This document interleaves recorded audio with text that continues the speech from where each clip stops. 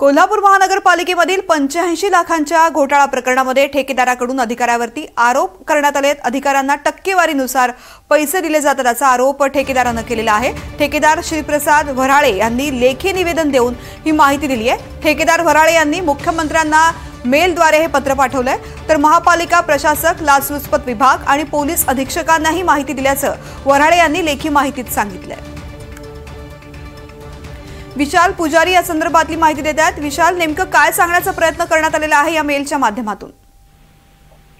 नक्कीच तृप्ती, कोल्हापूर जिल्ह्यातील कसबा बावडा या ठिकाणी ड्रेनेजचं काम होतं आणि या ड्रेनेजच्या कामासाठी 85 लाख रुपये ठेकेदारानं उचलल्याचा आरोप शिवसेना शिंदे गटाचे नेते सत्यजित कदम यांनी केलेला होता।